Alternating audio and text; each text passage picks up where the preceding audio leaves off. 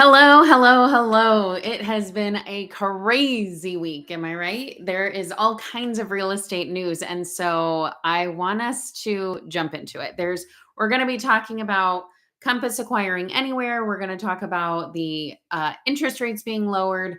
We're going to talk about all kinds of stuff. And I want to bring you some of the headlines that I heard and saw this week. And then, of course, because nobody asked, my response to that and what my take is as a real estate agent, coach, and investor. So let us jump in. I'm Brittany Handura, real estate agent, coach, and investor. And I am bringing you all of this information once a week. I get all kinds of good stuff for you and bring it to you and really just break it down for you. So let me pull up the first thing. Now it's telling me something weird. Okay, let's see. So, what is this telling me? Hold on. It's telling me that I'm not allowed to pull some stuff up. So, I want to. What is this? Oh, I know why. Hold on. Okay, it's because I'm doing this in a weird way. Okay, now I should have it. Let's pull it back up. Okay, here we go. Now I think I have it, maybe. I have way too many things open, so it's hard for me to find it. Okay, let's pull this up and see if, yes, here we go. Okay, so here's the newsletter, the playbook, and it gives a breakdown. So we have the breakdown of the mortgage rates are 6.3. Now, it shows that it was up a little bit from last week. However, it is down from before. So remember, we're talking about the interest rate drop, and there has been one because the last time we talked, the interest rates were at like 6.5%. Now they're at 6.3. But if you follow along, you'll know they were at 6.1 a week ago. So technically they're down, but they are up from what they were a week ago. And I think what we'll see is that they are up from this time last year, I think. Let's dive in because maybe I'm saying the wrong thing. Let's go back to that and just see if I'm right. So interest rates, 6.3 right this week, up from 2.6 last week for a 30-year fixed rate home loan.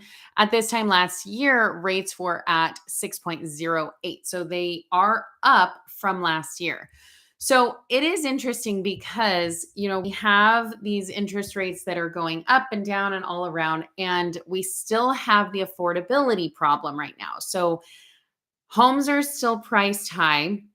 We'll see that the home prices are softening, and I'm seeing that in my area, Southern California, that the listing prices are dropping a little bit, which, remember, it's not a crash. A crash is if it falls 15 to 20%. We are not seeing home values falling by that much. What we're seeing is home values falling around like 1% maybe. And even that, it's really just, we're seeing price reductions. And so I'm actually kind of surprised we're seeing price reductions because basically I feel like, haven't the agents figured this out and then adjusted those prices so that they are further down? I don't know. But anyway, I digress.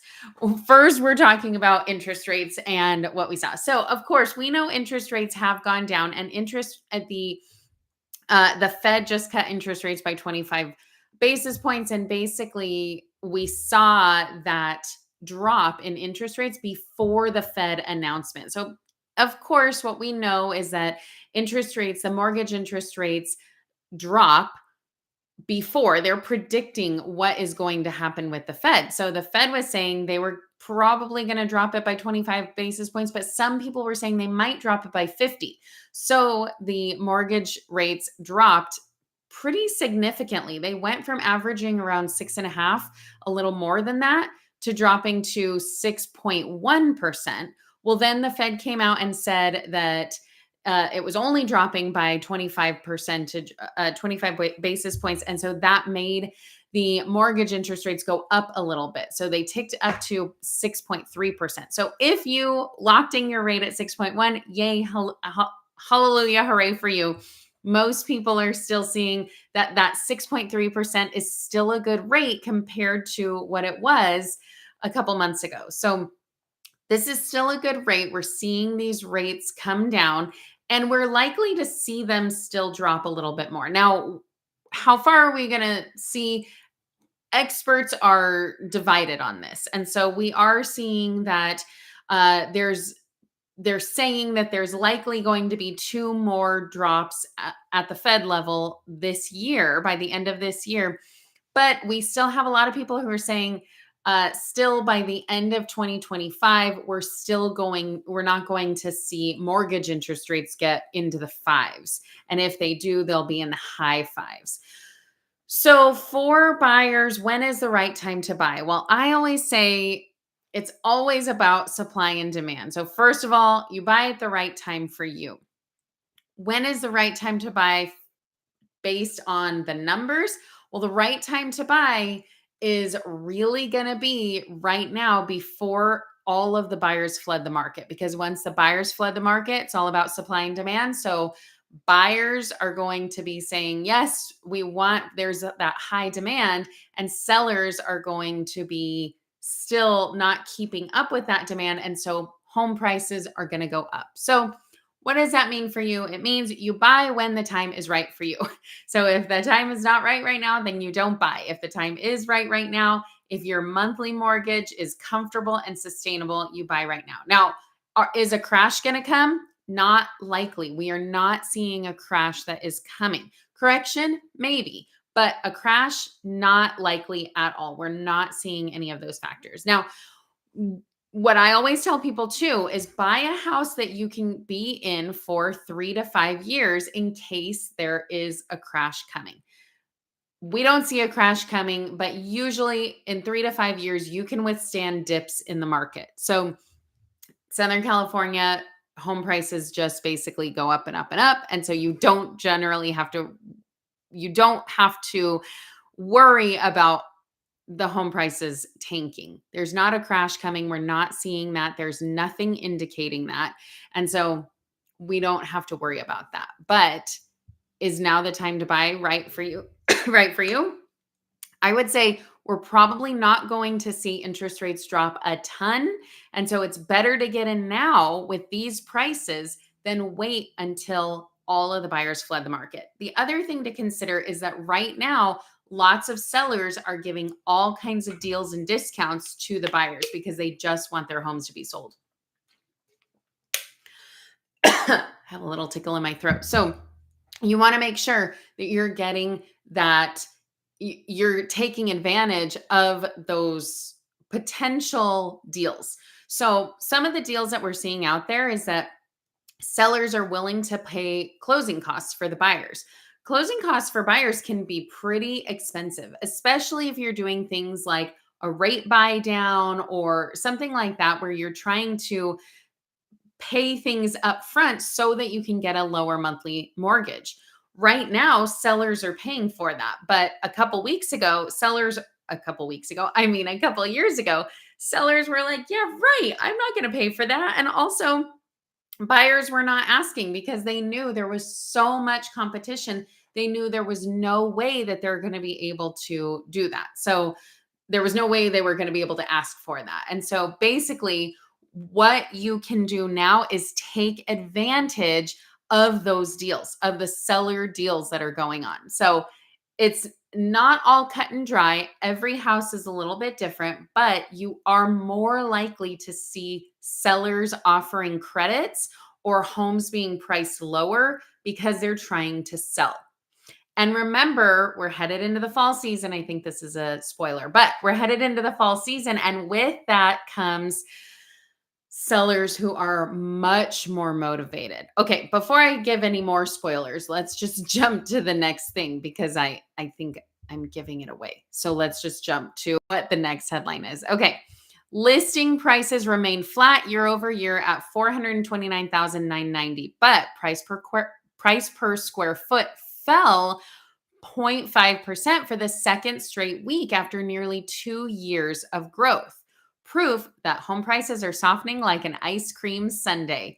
So, is there a crash happening? No. Are home prices softening? Yes, and we're seeing this in across lots of different markets. So, it's not it's not just in those lower price markets, it's also in the higher price markets. In fact, it probably is more so in the higher price markets. So I do know that in my area, some of the higher priced homes are sitting longer. They're having to have more price reductions, but the entry level homes, those 3-bed, 2-bath homes, now that said 400,000, my area is about double that. So for those entry level homes, you're seeing probably around you're seeing around 45 what am I trying to say? For that entry level home, we're right around 800,000, 900,000. And so if they're priced aggressively for the area that they're in, they're selling quickly as long as they're basically move-in ready. For a tear down, you're really seeing it's totally different. The investor market is different, always is. But for a turnkey home, we are seeing things still going quickly as long as it's priced appropriately. If it's priced too fast, it's going to sit. All right, number of homes for sale rose by 16.4% year over year, marking 98 straight weeks of expanding options for home shoppers and the most inventory seen on the market since late 2019. And then while we're here, let's just read this. Listings lingered 7 days longer this week than this time last year, giving buyers about 60 days to shop around. Now, this goes back to what I just said. It's all about the condition, the location, the type of property, all of that. So in my area, condos are sitting longer while single family homes are still averaging about 20 days on market. So when you look at, is it a seller's market? Is it a buyer's market? Still, technically, it is a seller's market in my area. However, buyers are getting a lot of upside. So they're able to get a lot of the good deals. They're able to get those seller concessions. They're able to get all of that kind of stuff. Why? Because the inventory is rising. So that buyer demand is lower. The seller demand, the seller supply is rising. The inventory is going up. So when that happens, it is all supply and demand. If buyer demand is going low, seller inventory is going up. If the supply is higher, demand is lower. That means that the sellers are really trying to get rid of all their stuff. It's just like what we're seeing everywhere in this market. We're seeing, like, if there are a lot of cars on a dealer's lot, then you're going to see lower prices. You're going to be able to get deals. But if they don't have as much inventory, they're going to be able to charge a lot more for that because they know that the same number of buyers are shopping for a smaller number of product. So it really is not rocket science here. This is the story all the time. So is now a good time to buy? Absolutely. This is actually probably the perfect time to buy because you can get in with relatively low rates and you can get in with the seller demand being a little bit lower, inventory is a little bit higher, and so those sellers are willing to make a deal with you. The other thing that we'll talk about a little bit later is that in addition to the inventory going up overall, new homes are for sale. New homes are out there. And so if you're a buyer and you're looking for a new home, you can get killer deals on the stuff that you're getting. But it's not going to be forever because if interest rates drop into that 5%, that really triggers something in the buyers to say, okay, now's the time to buy. But that's when all of the buyers are coming to the market. All of the buyers are saying, yes, now it's time. Get in now and take advantage of those deals. Buy down your interest rate so that you can have that lower monthly payment.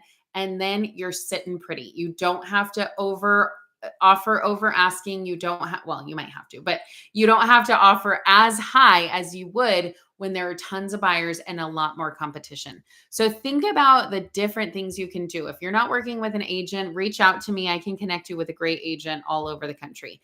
But it is definitely something to think about, that you have to make sure that if you're thinking of selling, if you're thinking of buying, there is a strategy that you need to use right now. All right, so look at this. The best time to buy a home in nearly a decade is here. The Black Friday of home shopping is approaching, but without the stampedes or Thanksgiving hangover. From October 12th to 18th, home buying conditions will hit their annual sweet spot, according to Realtor.com. So buyers can expect 32.6 more homes for sale than at the start of 2025. 30.6% less competition than during peak summer months, and 15,000 on the savings on the average house. So this is basically what we're saying. The reason is because fall is the time where those summer sellers uh, or those summer buyers have said, okay, I didn't get anything during the summer, so now I really need to go. They've been holding off. Now, here's the thing. Remember, it said in nearly a decade.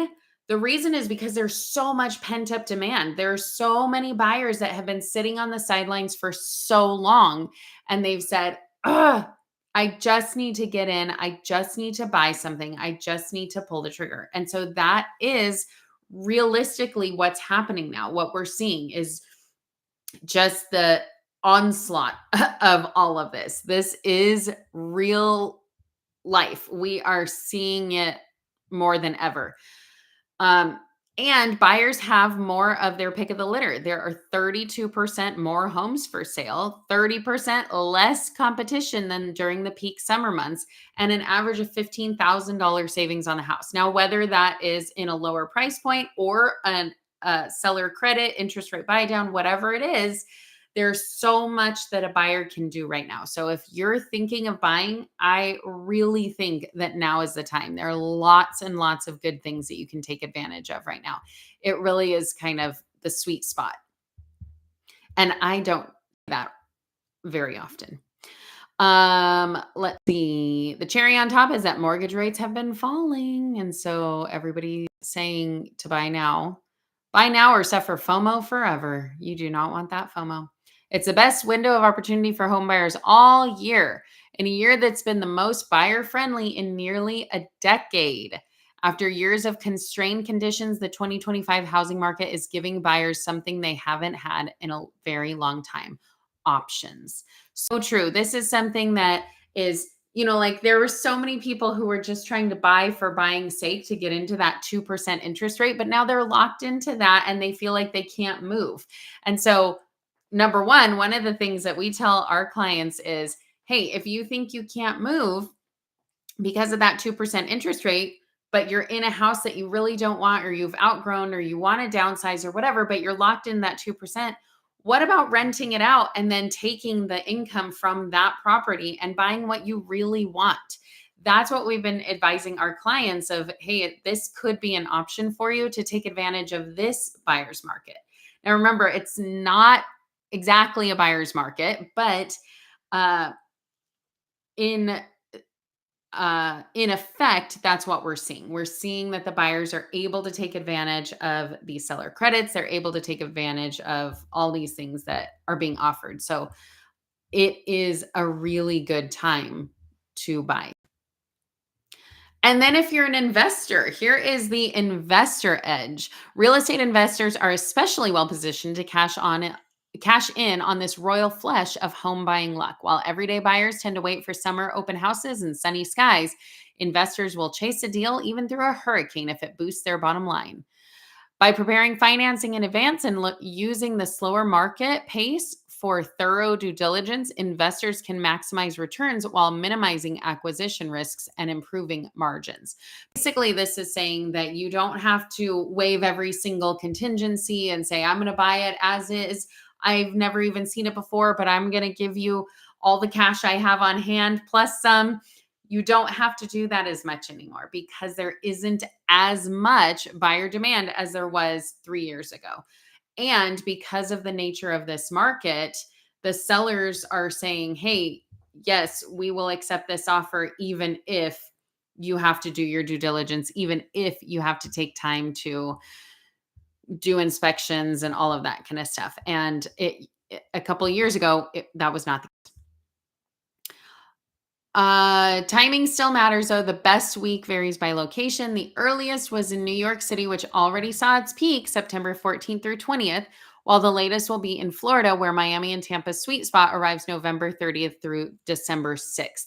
I actually don't know. I looked at these links and I don't know what the best time in my market is. I would imagine that for the warmer weather months, it's later in the year, or warmer weather months, warmer weather areas, it's later in the year. So my guess for my area is the best time to sell is going to be October 25th, that week.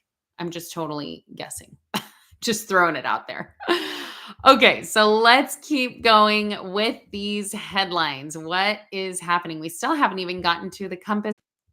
So let's see. Let's talk about the surprise winner of the Fed's rate cut are HELOCs, home equity line of credit. Unlike mortgages, which are tied to long-term interest rates, home equity lines are bound to short-term rates and tend to react faster to rate fluctuations. So we do have a lot of people got HELOCs in a couple of years ago. And so when they got those HELOCs and interest rates went up, they are reacting to those rates. But now that they're going down, HELOCs are a good time to lock those in again.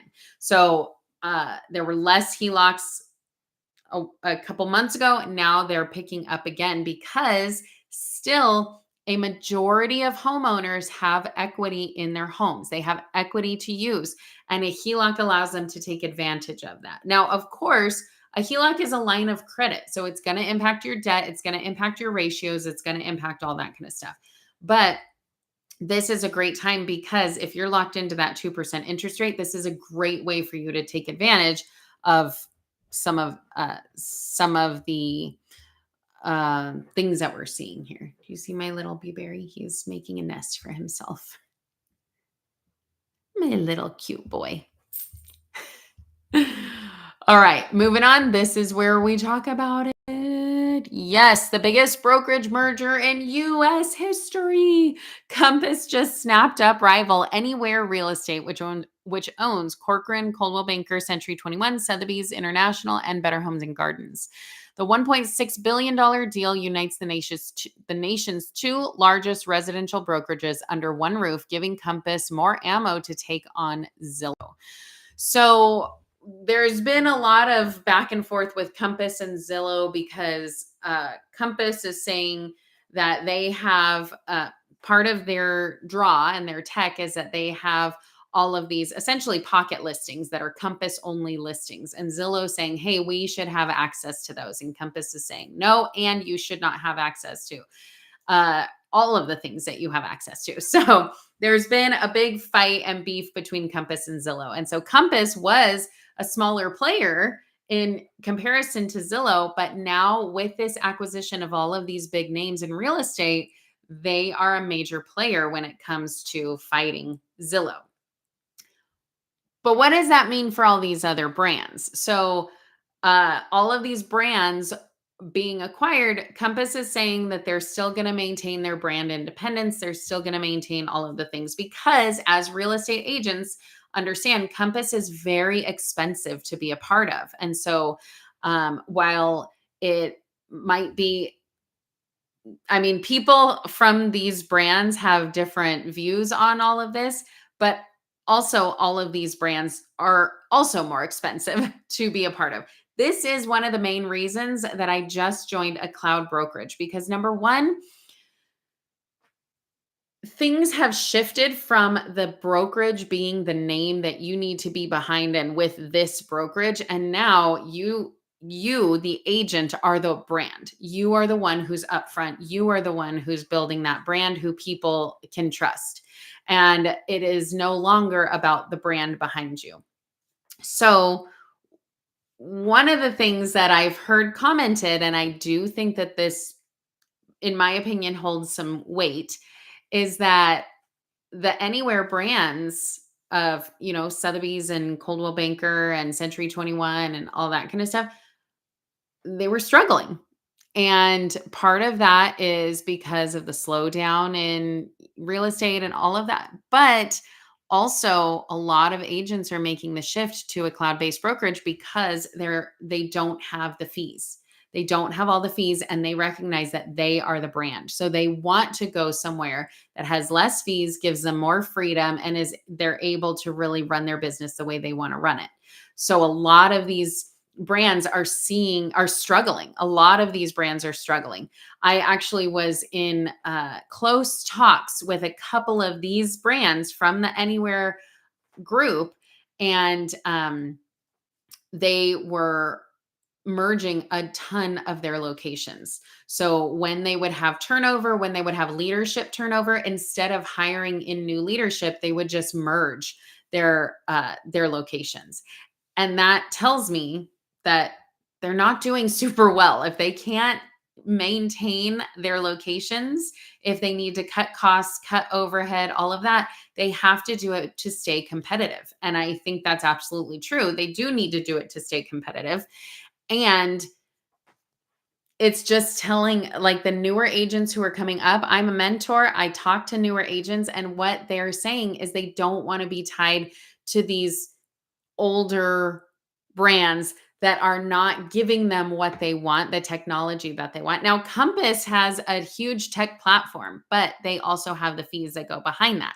So it's going to be interesting to see where all this lands. Of course, they still need to go through all the regulatory things and see how it comes out. It's not even going to be probably seen or talked about until late 2026. So there's still a long road, but this is what everybody's talking about. But I do feel like I see the writing on the wall for some of these bigger name brands, because I just think, from what I see and what I know to be true, and all of the agents that I talk to, a big draw uh for the cloud-based brokerages are the lower fees. And it really is something to consider for any agents who are thinking about going to one of these uh brands that are being acquired now. So I don't know, something to consider. And it is definitely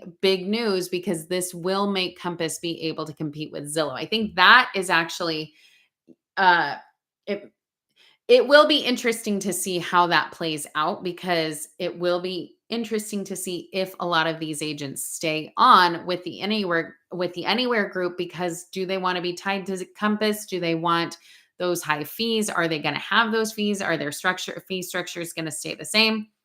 All of that is yet to be seen. So there's a lot to just keep an eye on.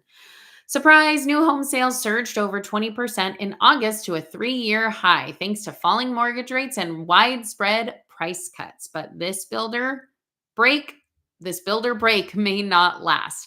So this is something I've been hearing about for a long time, that builders are actually giving lots of price breaks. They're giving lots of incentives. They're really trying to drive it. As real estate agents, we are given incentives to bring our clients to new developments. And so we're able to get four and usually, not usually, a lot of times it's up to 4.5%, which typically the average in my area is 2.5 to 3% of a buyer agent fee. So to get 4.5% is really, really good. And the reason they're doing that is because these developers are saying, I just need to get this sold. I don't care how much we're paying to get it sold, get it sold, because new homes are sitting. Why? Because they've built a bunch of new homes.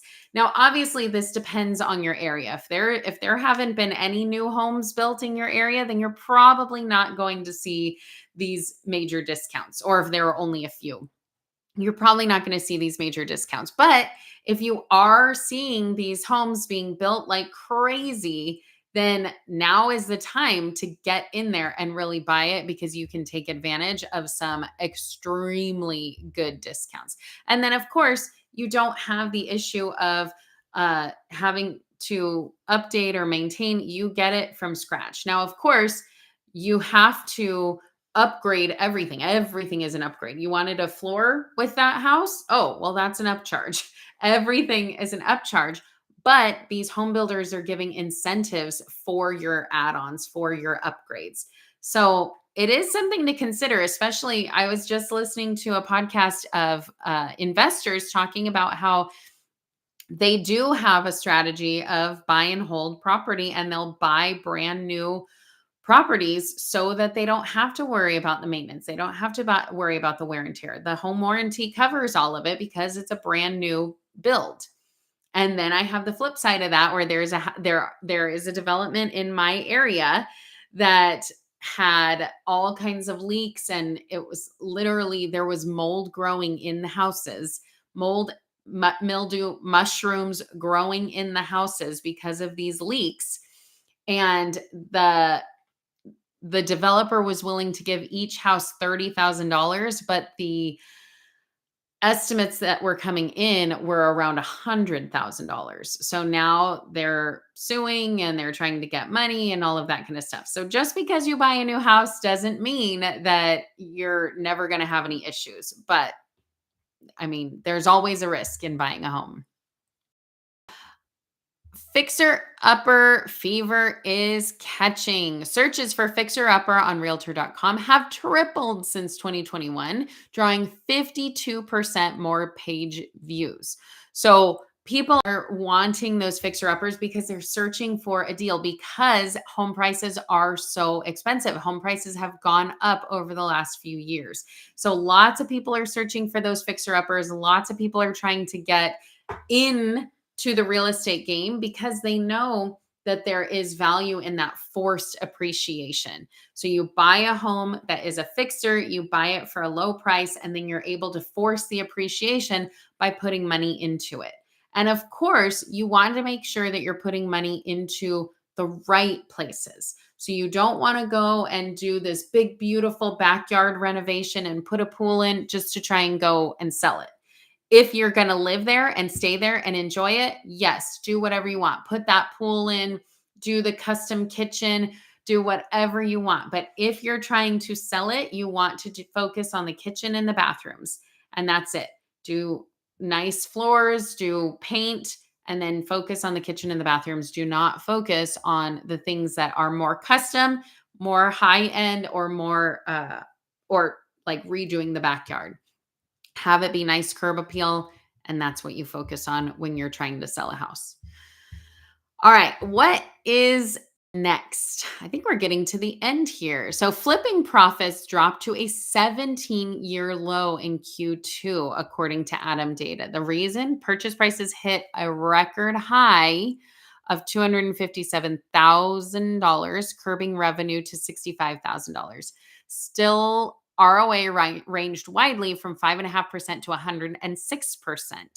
So what does that tell me? It tells me that the area that you buy in, the location, real estate is always about location, location, location, right? The area that you buy is super important because if you can force that appreciation, you're still going to get a good deal.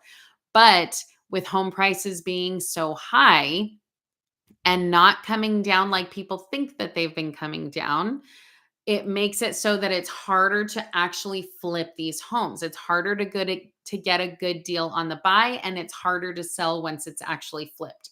It's harder to like map out the ARV, the after repair value. It's harder to really see what that's going to be because the market is so funky right now. So I can definitely see why the flippers are having troubles. And I've been telling people for about a year and a half, if you're going to flip, now is probably not the time unless you are really good with those numbers and you're getting a really good deal. Nepo home buyers are dwindling. Only 1 in 4 first-time home buyers received financial help from mom or dad, down from 30% in the previous 3 decades. This is actually interesting because one of the things I keep hearing all the time is that those Nepo babies are getting money for their down payments. So the fact that it's down by 30% in the last 3 decades, is that what it said? Maybe decade. I don't know. Maybe I should look at it again. It's down 30%, down from 30% in the previous 3 decades. Yeah, that was right. So, you know what? I'm kind of stumped by this one because I have heard lots of conflicting things. I've heard that, yes, there are a lot of Nepo babies getting a lot of money and they're waiting on that money. But I've also heard that, the average age that people live to is increasing and it costs a lot of money for people to stay alive. And so if they have equity in a home or if they've sold a home and downsized to a um, assisted living or something like that, a retirement community, they still might have a good 20, 30 years that they need that money to stretch. And so they're not trying to give that to their kids yet. So I have heard some different things on this, but it is interesting to see if you're relying on your parents to give you that down payment, it may not be coming as soon as you think because clearly these numbers are showing that it's down. The real reason to check out your neighbor's open house. No, it's not to nose around their medicine cabinet, but it's because it's a full market report in 3D. The best predictor of what your home is going to sell for is your neighbor's home.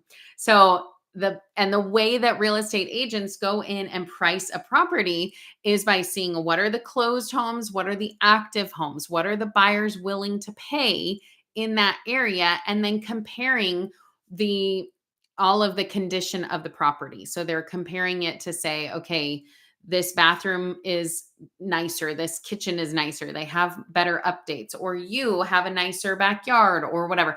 But remember, buyers are not going to pay more for a great backyard if the kitchen is not updated. If they see a great backyard, but they see that the kitchen they're going to need to spend 50 grand on, they're not going to be willing to pay extra for it. So it's really interesting and it's really important to be strategic about the pricing because if you price too high to start and you have to chase the market down, that's going to be your biggest mistake. You don't want to do that. We're coming to the end here. Let's see. Your home won't sell if walkway cracks and unraked leaves, though small, make buyers wonder what else might be wrong with your house. See if you're guilty of these surprising buyer turnoffs. Well, TLDR, what we just talked about. It's if the curb appeal is not great, if there are cracks places, if the windows don't open right, if it feels like it's sloping, all of these kind of things make the buyers wonder, it might look nice on the outside, but is it lipstick on a pig? Have they just done, put some paint on it and slap some flooring down? But really like underneath the surface is not great. It's much more important to get a good deal with the expensive things. The foundation, the roof, all of that kind of stuff is really important. And if those aren't done, those are going to be high cost items. So even if you have a nicely painted kitchen or something like that, the bathroom has a nice new vanity in it, the vanity can go. You don't care about that. It is about the structural wear and tear. So if you see cracks, those are going to be things that buyers are going to look at. Now, here's the thing. Here is a pro tip. If you are a seller or if you're an agent, or even if you're a buyer who's looking, what you should be looking for, and sellers and agents, what you should be doing before you sell is you should be getting a home inspection before you sell. Part of the reason is so that you as a seller understand what's wrong. You as the agent see and know what's wrong with the house. So I just did this on a house. I got a home inspection and there were a few cracks in the ceiling. And but I knew because of the home inspection, because I had pulled reports, because I already knew the roof had been redone a couple of years ago. We had a home inspection and there was nothing called out about that, but it was being sold as is. So I was able to tell anybody that came by and was writing an offer on the property that that crack was probably an old crack or stains on the ceiling or whatever it is. Sometimes they can indicate a problem and sometimes they don't. But if I hadn't had done that, if I hadn't pulled the reports, if I didn't do the inspections, I would have had no idea. And I would have just said, make your offer, make your best offer. When you do a home inspection ahead of time, it makes it so that the offers come in as is. And so you can say, you already know what's wrong with this house. Make your offer as is. We are not going to renegotiate when it comes to inspections because you've already seen the inspections that we have. We're not going to renegotiate come a later date. So you get the best offers beforehand, because sometimes what some shady agents will do is they'll say, let's just get in, submit a high offer just to get your offer accepted, and then we'll renegotiate and bring it back down. Well, no, that I hate that. First of all, that drives me crazy. But you're opening up the door for that if you don't have inspections ahead of time. So get those inspections ahead of time, because if you do see cracks in the ground, if you do see cracks in the ceiling, if you see roof issues, anything like that, you're able to see from the beginning what those issues might be. And you're able to determine, do you want to fix that or not? Because you can sell a house as is. You don't have to fix those things. And as a buyer, then you can look at all the things that are wrong with it and make your offer accordingly, because you can still buy the house even if it does have those cracks. You just have to know what is going on with that and calculate in your head, how much is that going to cost me? So it's a really, really good idea. And I highly recommend to get an inspection before you list your house. Okie dokie. You own a whole town. We don't care about that. Actually, we're done. This is a draw bath rule. This is basically talking more about um, some issues in the house. So they're saying like, hey, run a bath to see if there are any issues. Well, better yet, get a home inspection before you have to write an offer. So that is all I have for you today. If you're an agent, join me on Tuesdays at 9:30 a.m. where I will be talking. We'll be doing lots of trainings. We do a weekly training and we talk about all kinds of different things. We've talked about inspections. We've talked about pricing your property right, all of the things we talked about today. If you're a buyer or a seller, I'd love to work with you. And if you're not in my area in Southern California, reach out to me because I have agents all across the country who I work with. Thanks for joining me today. I will see you next week. Bye.